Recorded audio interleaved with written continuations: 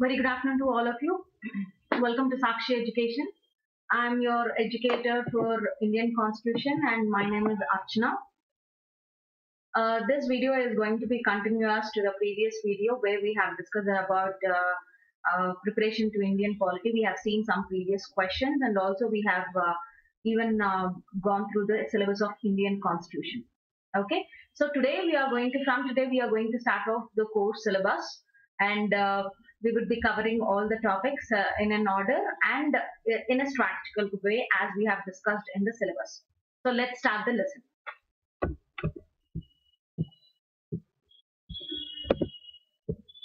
So before getting into the lesson, this is my profile and I do have 12 years of work experience. You just know this every day, I do not say again and again. Let's start the lesson quickly. So today we are going to discuss the syllabus part. As I told you that we will be discussing about salient features. We are not going to start off with the historical evolution, but we are going to start off with the salient features of Indian Constitution. So I just want to give a quick recap, like how we are going to study Indian Constitution for the examination. So Indian Constitution, as I told you in the syllabus part, will be divided into two phases. One is pre-independence and the other one is post-independence. Pre-independence we will learn in two phases. Three phases only. 1773 to 1856, 1857 to 1935, 1935 to 1947. These are the three phases we will be learning under pre-independence.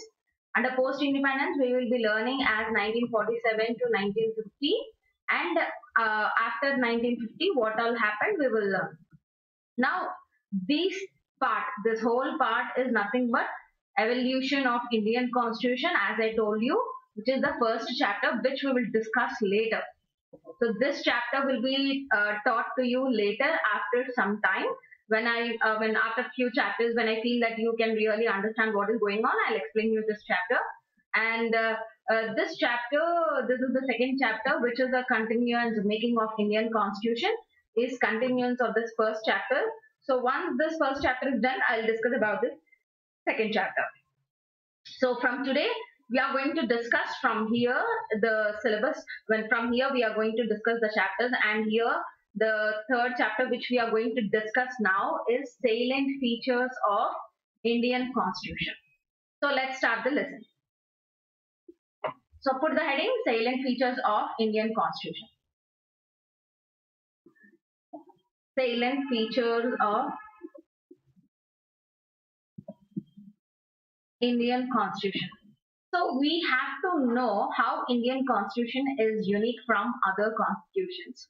Okay, this is what will tell you like why Indian Constitution is different and what are those characteristics which is making the Indian Constitution different. First and foremost feature is Indian Constitution is the lengthiest written constitution in the world. Lengthiest as well as written constitution in the world. How can you say that it is lengthiest and written constitution? See, let's compare India, USA and UK. Okay. So if you compare these two, Indian Constitution is it written or unwritten? Indian Constitution is a written constitution. United States is written constitution, whereas UK is an unwritten constitution. Okay. See, why we always compare with United States and UK is nothing but the British Constitution, and you have to understand that most of the Indian Constitution features are borrowed from British Constitution. Though we hate the British rule, though we fought or we stand against the British rule, and I don't know, I should not call it fortunate or unfortunate, but most of our features are being borrowed from British Constitution because we were habituated to British style of administration, and so we have picked up many features from British Constitution only. So obviously you will always compare India with United States and UK only, because even United States was part of UK and then they have gone for American Revolution. We all knew the story. So we will compare India with United States and UK. So Indian Constitution is written, United States is written, as well as UK, it is unwritten constitution, right? So this point we got a clarification that Indian Constitution is a written constitution. Now, how can you say Indian Constitution is lengthiest constitution? See, if you see, Indian Constitution is having 395 articles. United States, you will be surprised. We just have only 7 articles. Okay. And what about UK? 0. Because it's an unwritten constitution, you don't have any such articles kind of stuff. Now you go for China, such a big country, such a vast country, and they have only 138 articles. So when you compare Indian constitutions with other constitutions, you will understand that Indian constitution is definitely the lengthiest constitution. Why we had this number of articles? A country like United States, which comprises of 50 states, which is a federation of 50 states, is running only by 7 constitutions, 7 articles, whereas India is running with 395 articles. Now the question is like, why we need 395 articles? What made us to such a bulky book? Why Indian Constitution is so bulky is because our constitutional framers have mentioned each and every point in detail. They have gone for detailed clauses, sub-clauses. Everything is written in at a micro level and a macro level. So that it's not written superficially. It is being mentioned in very deep. So keeping this in view, the Constitution turned to be very bulky Constitution. And since it is a bulky constitution, and since it is being mentioned very detailed, each and everything, the detailedness of the Indian Constitution, we have, though the detailed nature of the Constitution is a positive point, we have a negative that it leads to too many controversies. And also it will lead to too many loopholes. And also the other challenge is interpretation of the Constitution. Since it is a lengthiest constitution, your interpretation about it is different, my interpretation is different, someone else's meaning is different. So this interpretation has become a challenge. So though Indian Constitution, we are proud to say that we have the bulkiest, lengthiest written constitution in the world, the other side is we have a problem that it leads to too many interpretations, too many controversies, loopholes, creating a mess in the courts and the judiciary system. It's a burden for the judiciary system to handle all these situations. So, by comparing Indian Constitution with other constitutions, we can agree to the point that Indian Constitution is the lengthiest written constitution. At the same time, it is also what? It's a bulkiest constitution. It is called as Airavata. Indian Constitution is called as Airavata. Okay, the white elephant. Okay, it's a white elephant, like it's a huge one. And it is since it is leading to so many interpretations and controversies and loopholes, it is a boon to the advocates or the lawyers. So it is called as a pleader's paradise. It is also called as pleader's paradise because this lengthiest constitution, this bulkiest constitution with so many clauses and subclauses actually, giving livelihood to many is actually supporting the advocate community because they can go to the courts, they can challenge, that's what is happening, right? So this is the first factor. Now let's go to the second factor.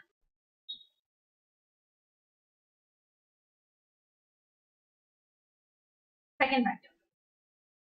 Indian Constitution is unitary and federal. Means the Indian Constitution exhibits both unitary and federal characteristics. What do you mean by this? See, unitary means it exhibits the dominance of the union government. Federal is it believes in that you will have union, at the same time below union you will have states. So our constitution displays both these unitary characteristics and as well as the federal characteristics. How can you say our Indian Constitution is exhibiting unitary characteristics? Is you have single citizenship, okay, and division of states is also unitary in nature. Emergency powers is unitary in nature, right? These are some of the examples which shows that the dominance of the unitary characteristics. And president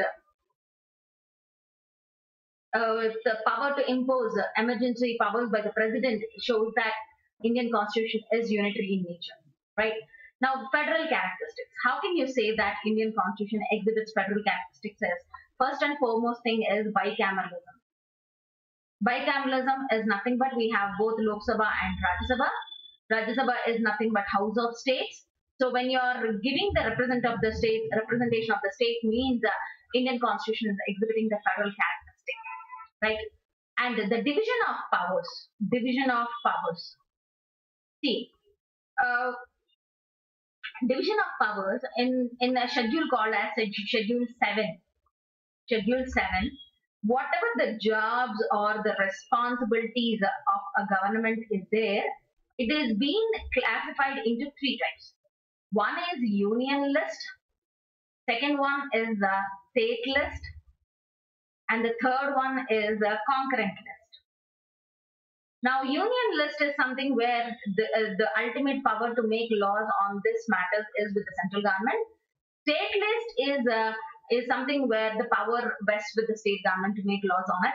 And concurrent list, it shows the combined behavior of both union and state, but ultimately it would be the dominance of the union government only. That is the reason concurrent list is called as a second union list. Concurrent list is called as second union list. So you have this characteristics of division of powers, bicameralism, and the federal characteristics. So Indian constitution shows both unitary and federal. Together, the combination of unitary and federal, we call it as, so unitary characteristics and federal characteristics. Indian constitution exhibits both. This is unitary and federal. We have this combination. This is nothing but called as quasi-federation. So what is Indian constitution? Indian constitution is nothing but a combination of unitary and federal, which we also called as a quasi-federation. So Indian constitution exhibits what? Quasi-federal behavior, quasi-federal characteristic. This is what is the second feature, right? Now let's go to the third feature. Third one. Indian constitution is neither rigid nor flexible. How can you say?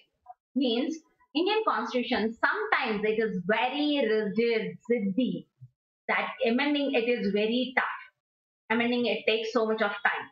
How can you say is in the case of special majority?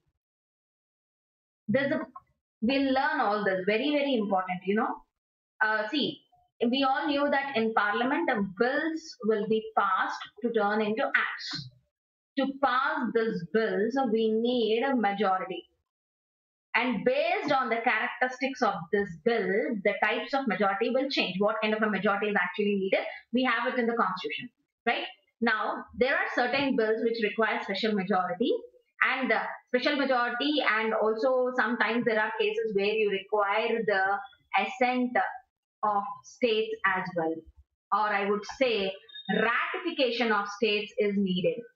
Ratification of states means states also need to accept to that law or to that bill, then only they will be approved.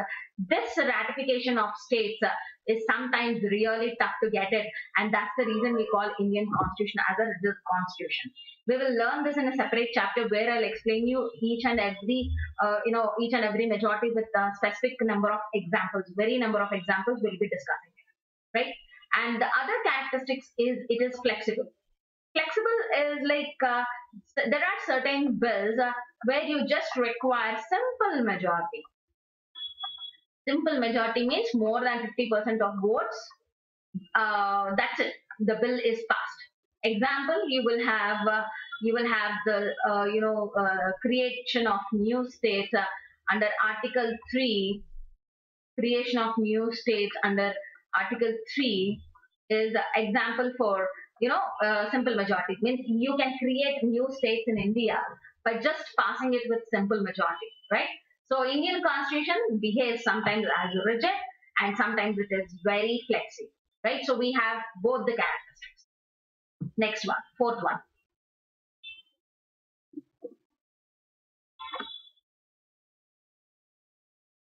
Fundamental rights.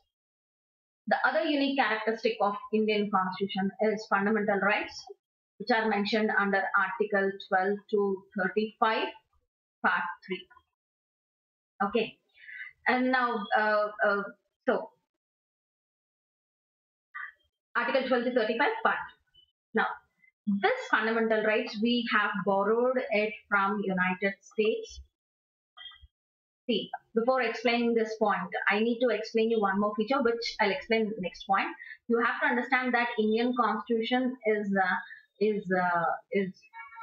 not, I won't say it is a plagiarism and all, but the Indian Constitution has sources. The creation of Indian Constitution has many sources. Means we have picked up each and every characteristic from different constitutions like United States, UK, Canada, Russia, Irish, we have Australia, like this from different constitutions. We have borrowed the characteristics. We have changed them based on in our conditions, Indian conditions, and we have made a new piece called as Indian Constitution. Okay. Likewise, one such characteristic is Bill of Rights, which have borrowed from United States, fundamental rights, which are called as Bill of Rights in United States Constitution. Okay. The best thing is these fundamental rights are ultimate power given to the people of India. People of India. When I say people of India, it is available both for citizens as well as non-citizens. Now, the other best characteristic is these fundamental rights are, you have they are self-executive, and sometimes except they are self-executive except Article 17. All the fundamental rights usually are self-executive except Article 17. Okay, and these fundamental rights are justiciable.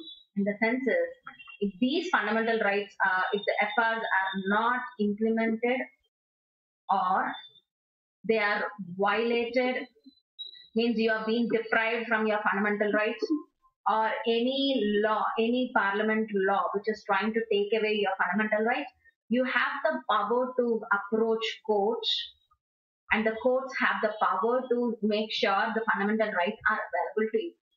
The fundamental rights are the most powerful tools being given to the people of India. What the country has given to you, you can very proudly say that the fundamental rights are being given to us. Now the question is why? Why you call this fundamental rights? It is being called as soul of Indian Constitution as by Ambedkar. Everyone who understands the who understands the value of fundamental rights, they definitely will call it as a soul. Why we have emphasized so much on fundamental rights is during the British rule for 200 years, when we stayed under the ruling, it was our own land, it was our own place, it was our own customs, it was our own traditions, but we were not allowed to follow. We were not even considered, we were not even given that voice to speak. So seeing all these conditions, keeping in mind the past, what has happened, the constitutional framers have come up with, they highlighted the need of fundamental rights, and they have come up with in detailed fundamental rights from Article 12 to 35 under Part 3. Okay, such a beautiful rights we have. Unfortunately, people will misuse. That is a different scenario. But the beauty is we have great fundamental rights. Even today, they are they are even being useful for us.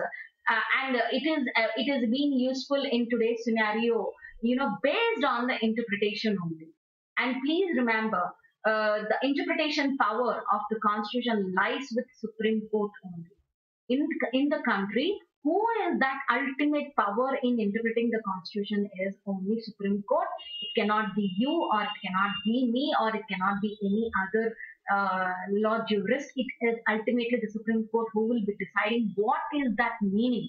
The actual meaning meant in that article is being given only by the Supreme Court. So who is the ultimate interpreter of the Constitution? I'll just write it out here. Ultimate interpreter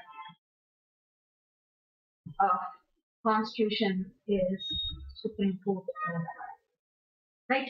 So this is what is about fundamental rights. And anyways, we'll discuss it separately, each and every article and with the case studies as well. The next one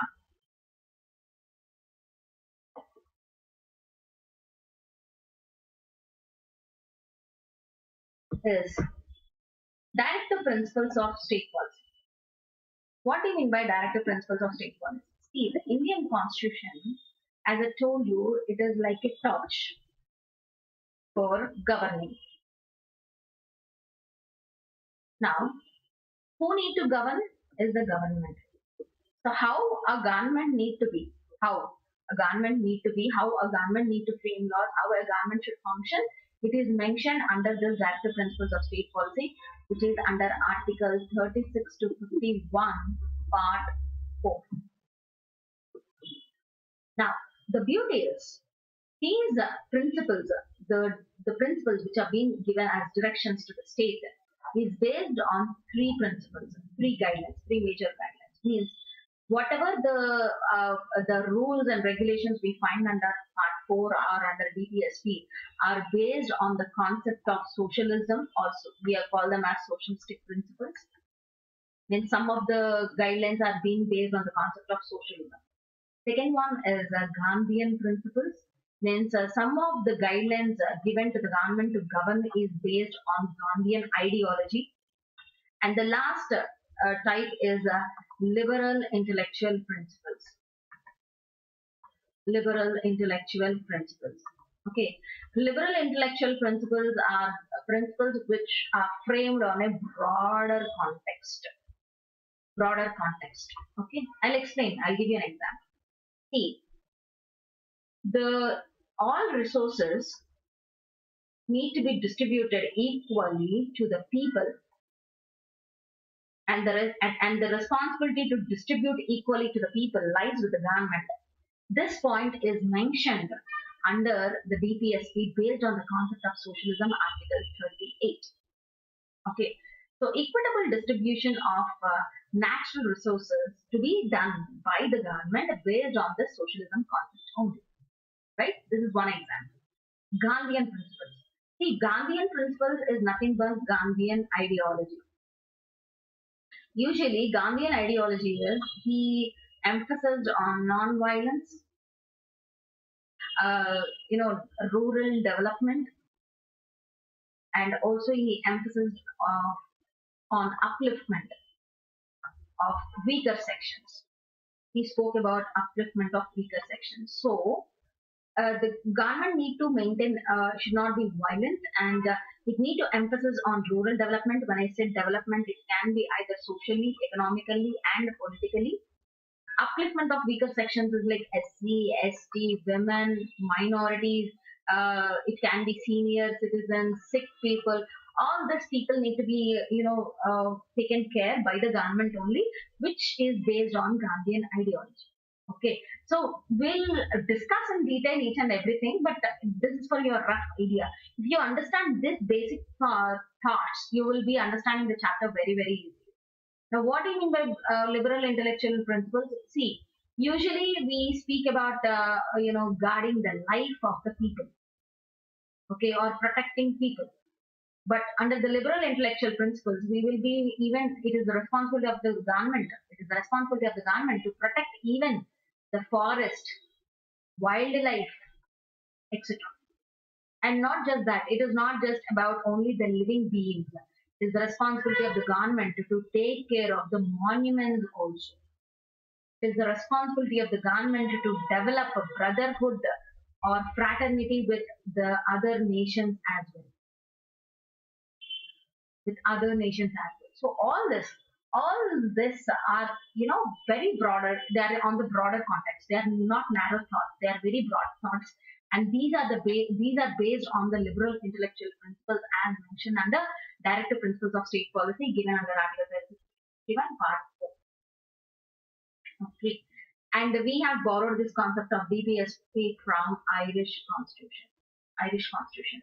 The other thing is, we all knew that fundamental rights are justiciable. Means you can approach the court if they are not implemented.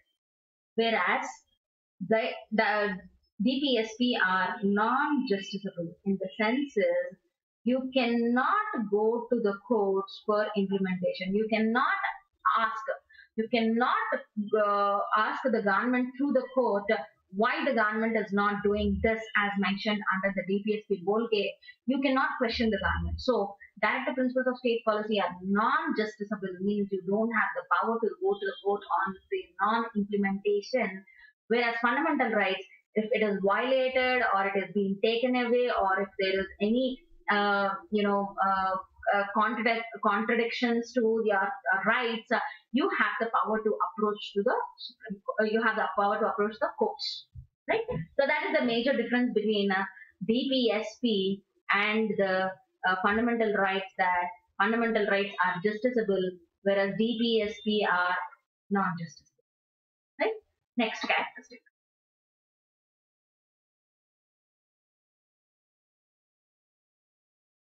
Fundamental duties.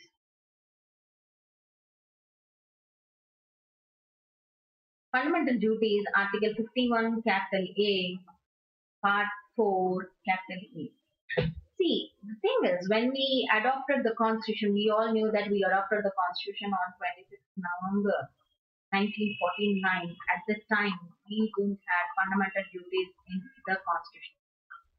Okay, these fundamental duties were, inserted in our Constitution. They were added in our Constitution by 42nd CAA 1976, 42nd Constitutional Amendment Act 1976 has made us to add a new chapter in the book. Which book? Indian Constitution, called as Fundamental Duties, Article 51, capital A, Part 4, capital A. Right? Now this here, let me mention you. We'll discuss even about this, but still.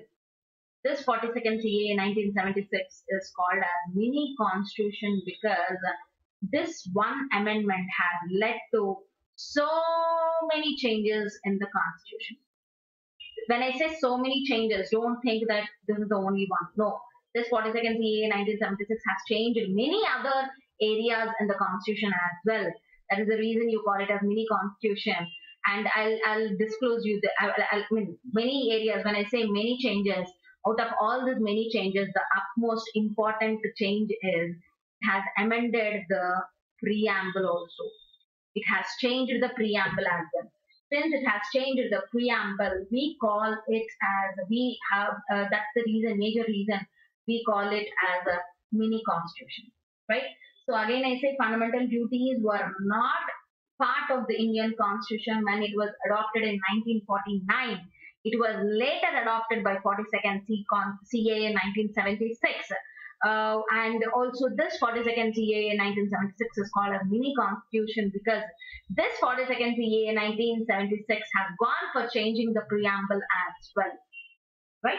Very, very important. Next.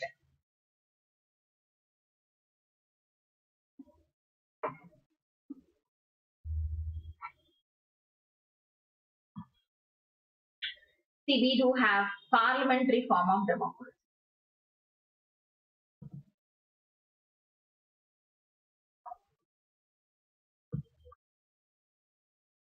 Parliamentary form of democracy. What do you mean by this? See, we knew that democracy is of two.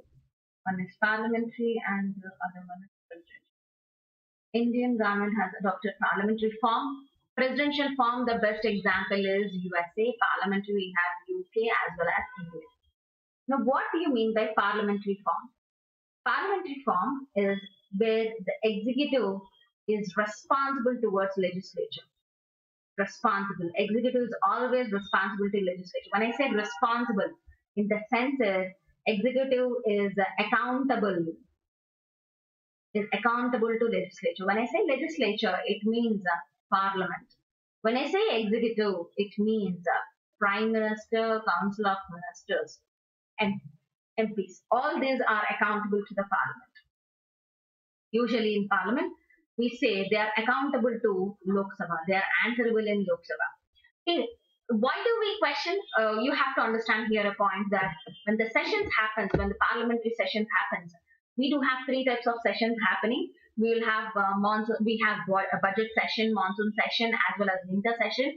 All these three sessions. In these three sessions, you will see the opposition party questioning the ruling government, like why you are not doing like this, what happened to this. They'll ask you so many questions. Now, you know why that questioning is happening. That questioning is nothing but making them accountable to the parliament, which is part of parliamentary form of democracy. Means whatever the executive actions are, there or decisions are there, they are supposed to explain them in the legislature or in the parliament, like why they have taken up that decision. Okay. Whereas in the presidential form of democracy, like in United States, the executive, the president is not answerable to the Congress. He is not having any connection to the Congress. He need not give any answer to the Congress, like why he has taken a decision. See, in presidential form now, we have the president as Trump now. Trump, he will have a cabinet kind of group. Please understand, like how our cabinet is there, he will also have like a cabinet kind of group. The difference between Indian cabinet and the American, this closed cabinet, is nothing that this cabinet are not elected people. They are like appointed.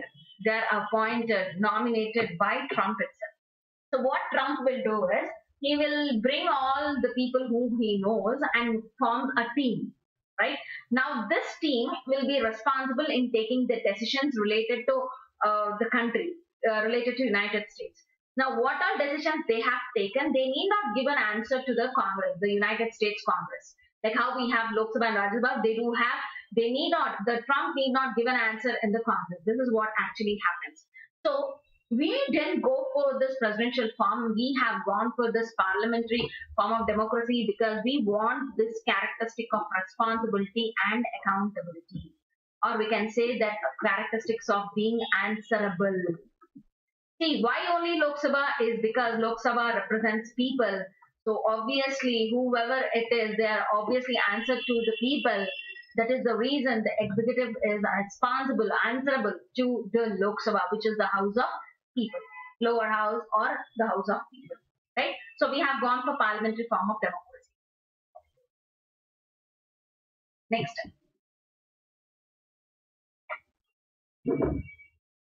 The next other feature is single citizenship. Here you need to understand the difference between India and United States. See, both are federations. Okay, we both are federations. Federation of States. United States is called as Federation of States. We don't call it as federation, we call it as Union of States.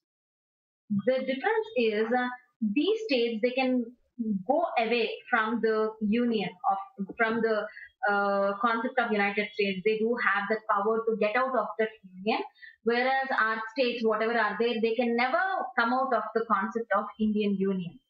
Okay, it is only about entering. We just can't, we don't have exit of that policy, Indian Union policy. Whereas for United States, they do have that power to get in. They can be part of the country or part of United States, and when they don't wish, they can come out of that union also. Right? Now, the thing is, in United, and we all knew that our characteristic is quasi-federal. Right? Which is a combination of both union and state. See, we do have only single citizenship. If you see your passport, on your passport it will be written as Republic of India. Okay, so whatever state you belong, it can be any state in the country or any union territory in the country, you are having only single citizenship. Okay, you should not have like Indian citizenship and the state citizenship separately. I said, no, we don't have that kind of concept. We do have only a single citizenship. Whereas in United States, the concept is different. You will have two passports. One is showing that you are from United States, and the other passport which shows from which state you belong. It's like Florida, it can be California, whatever state you belong, that state passport also you will be there, which is nothing but you have dual citizenship. Single citizenship reflects that we all are one, we are all one irrespective of the state we belong. right? So the other characteristic of us is like single citizenship. No state can give other citizenship. Please understand, in India, there is no such possibility of state giving a separate citizenship. Nativity is different, citizenship is different. So states can give native certificate, but they cannot give any citizenship certificate separately to their people living in that particular state. You have to understand this. This is the basic concept of our constitution. Next. Universal adult franchise.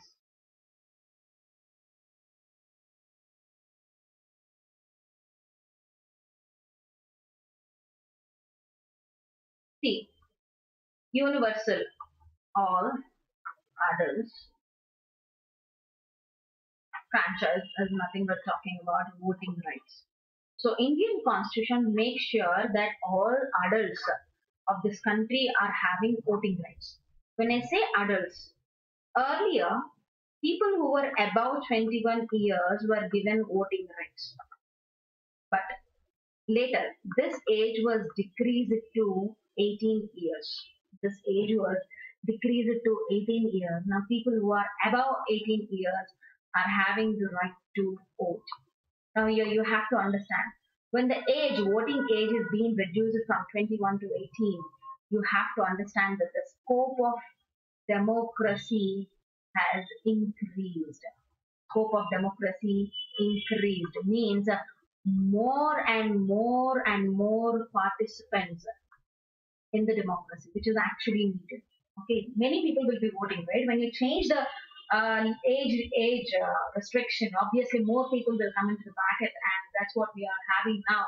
Is 18 years. People who are above 18 years will be having the right to. The next one.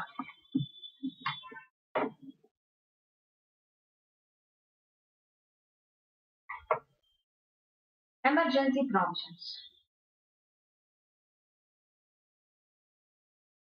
See, we have three types of emergencies. One is national emergency. The other one is presidential rule. And the other one is financial emergency. National emergency is declared under Article 352. Presidential rule is declared under Article 356. Financial emergency is declared under Article 356. And who is having the power to declare emergency in the country is President only. Okay. National emergency is a scenario where you will have war or rebellion kind of conditions, and the government will declare that national emergency will be imposed, and the very famous one is 1972 emergency by Indira Gandhi. Presidential rule, Article 356, like when there is when the state governments fail to follow, again I repeat, when the state governments fail to follow the orders of central government, the central government under Article 365. Again, I repeat, when the state governments fail to follow the orders given by the central government under Article 365, according to Article 356, the president can impose presidential rule. Financial emergency is a condition where when you have any financial crisis, the government will declare as financial emergency. Right? Now, during this emergency provisions, fundamental rights are suspended. Means our fundamental rights are not permanent. They are not absolute. Means they are not 100% available. Sometimes we'll have a condition where this where this fundamental rights can be cancelled as well. Though I say, though we are being taught that fundamental rights are the supreme and ultimate in the country, there are some cases where the fundamental rights will be suspended, and the main scenario is when there is an emergency, the fundamental rights will be suspended, and the concept of an emergency are there, and fundamental rights during emergencies, fundamental rights need to be suspended, is being borrowed from German Constitution. Again, I repeat, suspending fundamental rights in case of emergency situations is a concept being borrowed from German Constitution. Right? Now,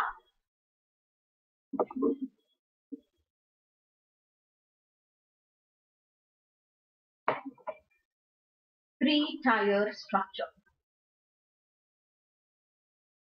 Means we have union. Under union, we do have states. Again, under each state, we do have administration both at urban areas as well as rural areas. When I say urban areas, we have municipalities. When I say rural areas, we have panchayats. So the Indian administration is of this three-tiered structure. Union, state, and the local. We call them both as local government. So local, state government or federal government, unitary government or union. We have three-tiered structure. Okay, this is the other feature.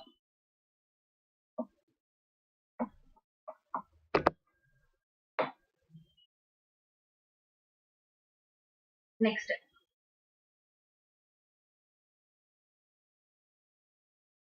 It is mentioned that Indian Constitution exhibits the other salient feature is secular. Very, very important. So what do you mean by secular?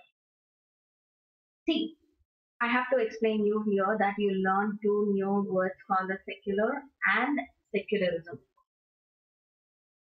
They both are different. Okay. Secular is nothing but where the state and church are separate. Means church will not interfere in the matters of state, or state will not get influenced by the church. When I say church, it's not church, it's about religion. In the Western philosophy, Western administration, they say that being secular is church not involving in the matters of the government, or where church does not interfere in the decisions of the government. Now, secular for us is not treating people equally and all. Church is, secular means where the religion will not interfere in the matters of the administration. Okay, yes, and we are secular. And how can you exhibit this secular is by a concept called as secularism. Now, what do you mean by secularism is like where all religions are treated equally. Okay, you have right to religious freedom,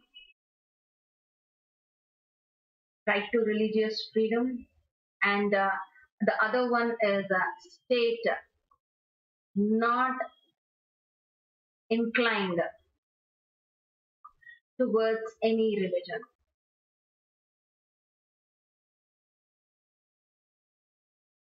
So these are how the government is being secular. When we say how the government being secular, we call it as secularism. So secular is different. When I ask so many students this question, when I ask what is secular, people say that all religions should be treated equally and all. No. Secular means a religion should not interfere in the matters of the government. Non-participation of religion in the matters of government or government administration will not allow the religion to interfere in its decisions. This is being called as secular. And how we are going to exhibit that being secular is through a concept called as secularism. Secularism is like where you will have your religious freedom. All the religions will be treated equally in the country, and state will not follow any religion. It is not inclined towards any religion. This is what is called as secularism. That is how the government is trying to be secular. This is what you have to understand. See, in India, any person can become president, any person can become prime minister, any person can become, council of ministers or MPs or MLAs or CAG or Supreme Court judge or CAC or, Chief Election Commissioner. All the constitutional posts in India, all the constitutional posts created, anyone can become that irrespective of their religion or caste, subject to the qualifications being mentioned. If any person fulfills the qualifications as prescribed for that post, any person can stand for that, right? So we do have examples of having, the Muslim presidents and vice presidents. So there is no such bar. India is the government. Please understand, the country is secular.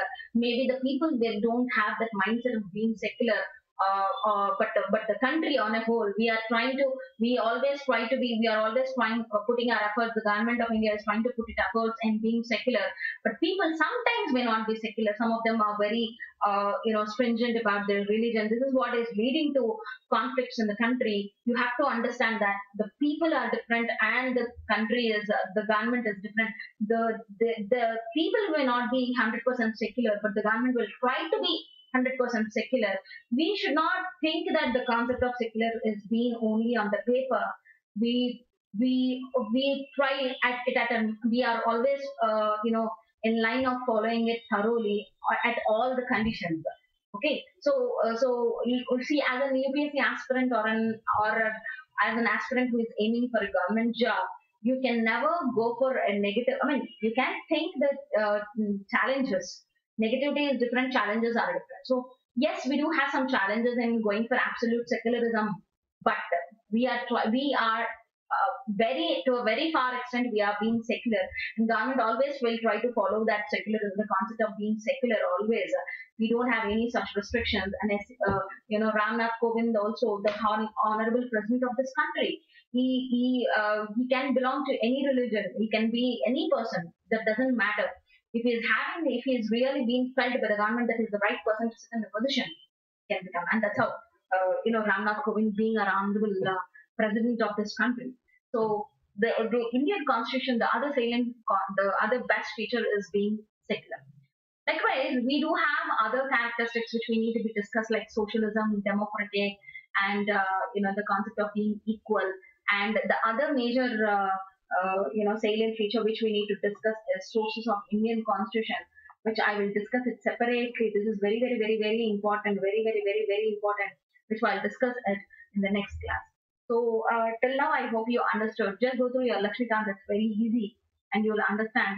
And I request you to be very broad in understanding. Don't go for narrow thinking. Just go with the broad sense, and you'll understand it. And we have other features which need to be discussed. This is not yet done. So in the next class, what I'll do is I'll continue this the other 3-4 characteristics which need to be discussed, and also the preamble. So the leftover part of the salient features as well as the preamble will be discussed in the next class. Hope you enjoyed the session. If you do, please share your feedback to us. We will be happy hearing to it, and we can work on improving it more, the quality as well. That's all for today. Thank you so much, and Jai Hind.